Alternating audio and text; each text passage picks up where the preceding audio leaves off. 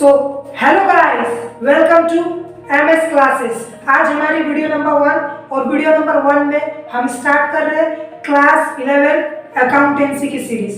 जैसा कि अभी आप लोगों ने क्लास 10 का एग्जाम्स दे दिया है, आपका रिजल्ट भी निकल गया है, तो कॉमर्स, जिन लोगों ने कॉमर्स लिया है, ऐसा इकलौता सब्जेक्ट है जो आपके लिए एकदम नया है। ठीक है, क्लास 10 तक आप लोगों ने आर्ट्स का पढ़ाई भी ऑलरेडी किया ही है, साइंस भी आप लोगों ने पढ़ाई है, पर कॉमर्स एक इकलौता सब्जेक्ट है जो आपके लिए नया है। सो मेरा ये मानना है कि प्रैक्टिकल सम्स कराने से पहले आपका थियोरी में कंसेप्ट एकदम स्ट्रॉन्ग होना चाहिए ताकि आपको प्रैक्टिकल करने में मजा आए। तो चलिए स्टार्ट करते हैं। हमारे वीडियो का टॉपिक रहेगा थियोरी कंसेप्ट, जिसमें हम लोग थियोरी से रिलेटेड कंसेप्ट को एकदम स्ट्रॉन्ग करेंगे। तो आइए देखते हैं। Number 1, creditor. It is a person to whom an enterprise owes amount against credit purchase of goods or service rendered। तो चलिए, ये क्या है आप लोगों को समझ नहीं आया होगा, एक एग्जांपल के थ्रू आपको समझाते हैं। तो चलिए सुनिए। सर, आपने मेरे शॉप से सामान लेके गए थे, आपने पैसा क्यों नहीं दिया? कब देंगे? दे देंगे, रुकिए, अभी पढ़ा लेने दीजिए, रुकिए। सो जैसा कि क्रेडिटर का मतलब क्या होता है, वो इंसान या वो बिजनेस जो आपसे पैसा पाता है। जैसा कि अभी देखा, ये इंसान आया मुझसे पैसा मांगने के लिए। क्यों मांग रहा है? क्योंकि ये मुझसे पैसा पाता है। तो जो इंसान आपसे पैसा पाता है या जो बिजनेस आपसे पैसा पाता है, उसको क्रेडिटर बोलते हैं। उसको क्या बोलते हैं कॉमर्स के लैंग्वेज में? क्रेडिटर। अब डेफिनेशन के ऊपर आइए। इट इज अ पर्सन, देखिए वो पर्सन जो भी पैसा लेने के लिए आया मेरे पास। It is a person to whom an enterprise या फिर बिजनेस पैसा पाता है। ठीक है, हमसे जो पैसा पाएगा वो हमारा क्रेडिटर होगा। अब सवाल ये खड़ा होता है कि वो हमसे पैसा क्यों पाएगा? क्योंकि credit purchase of goods. Credit का मतलब होता है बाकी में हमने गुड्स खरीदा। गुड्स का मतलब होता है सामान। तो बाकी में मैंने उससे सामान खरीदा, तो वो मुझसे पैसा लेने के लिए आया, इसलिए वो मेरा क्या हुआ? क्रेडिटर। अब देखिए point number 2, drawings. It refers to the money. Drawings का मतलब क्या होता है? ड्राइंग्स का मतलब क्या है? मनी, पैसा या फिर मनी वर्थ का मतलब होता है कुछ सामान, पैसा के अलावा कुछ और सामान। तो ड्राइंग्स का मतलब क्या हुआ? पैसा या पैसा के बदले कुछ सामान, या तो कोई मालिक लिया या फिर कोई पार्टनर लिया। क्यों लिया?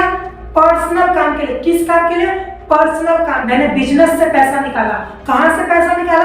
बिजनेस से पैसा निकाला। किस काम के लिए? पर्सनल काम के लिए। तो उसको क्या बोलेंगे? ड्राइंग्स। अब ये जरूरी नहीं है, मान लीजिए मेरा किताबों का बिजनेस है। किसका बिजनेस है? कॉपी का बिजनेस है। उसको किताब का जरूरत था और मेरा किताब का दुकान है, तो मैं बिजनेस, अपना ही बिजनेस से मैं क्या किताब निकाला। अपना ही बिजनेस से क्या किताब निकाला। तो वो किताब जो मैं बिजनेस से निकाल रहा हूँ, उसका वैल्यू परचेज कॉस्ट के ऊपर हम लोग लेंगे। अब सवाल खड़ा होता है, परचेज कॉस्ट क्या होता है? मान लीजिए किताब में 80 रुपया में खरीद रहा हूँ। कितना में खरीद रहा हूँ किताब? 80 रुपया में, और मैं बाजार में इस किताब को बेचता हूँ 100 में। बाजार में इसी किताब को मैं 100 में बेचता हूँ, जबकि मेरा खरीद 80 का है। तो अगर मैं बिजनेस से किताब ले रहा हूँ परसों काम के लिए, तो मेरे लिए वो किताब 80 रुपया करके पड़ेगा। समझ आया आप लोगों को? तो आइए अब नेक्स्ट टॉपिक की ओर आगे बढ़ते हैं। Topic number 3, debtor. It is a person who owes amount to the enterprise against the credit sale of goods or service rendered। देखिए ऐसे आप लोगों को समझ नहीं आएगा, तो इसका भी हम लोग एक उदाहरण यानी कि एग्जांपल लेते हैं। इधर आइए जल्दी। क्या सर जी, बोलिए ना। क्या बात? आप मेरे दुकान से बाकी में सामान लेके गए, अभी तक आपने मुझे पैसा नहीं दिया, क्यों? ओ ठीक है, दे देंगे। ठीक है, चलिए जल्दी पैसा लेके आइएगा। ला देंगे। तो मैं जिससे पैसा पाऊंगा, मैं उसके लिए क्या हुआ? डेटर। अब वो क्या, देखिए उससे मैं पैसा पाता था, तो मैं क्या हूँ? मैं डेटर हूँ। मैं डेटर क्यों हूँ? क्योंकि मैं पैसा पाता हूँ। जब वो मुझसे पाएगा तो वो मेरे लिए क्रेडिटर हुआ। अब मैं पैसा पा रहा हूँ, तो उसके लिए मैं डेटर हुआ, उसके लिए मैं क्या हुआ, डेटर हुआ। तो देखिए next and the fourth one is bad debts. Bad debts it refers to the amount owed to business that return off because it has become irrecoverable. तो देखिए अब वो मुझसे पैसा पाता था तो क्या हुआ, वो मेरे लिए क्रेडिटर। मैं पैसा पाता हूँ, मैं क्या हुआ, डेटर। अब वो मुझसे पैसा पाता है, मेरे पास आया पैसा मांगने के लिए, मैंने उसको बोला जाओ तुमको नहीं दूंगा पैसा, मैं 1 रुपया भी नहीं दूंगा, जाओ। तो जो पैसा उसका डूब गया, अब वो मिलेगा नहीं, उसको बोलते हैं बैड डेट्स। बैड मतलब खराब, डेट्स मतलब खराब इंसान जो कि पैसा नहीं दिया, ठीक है।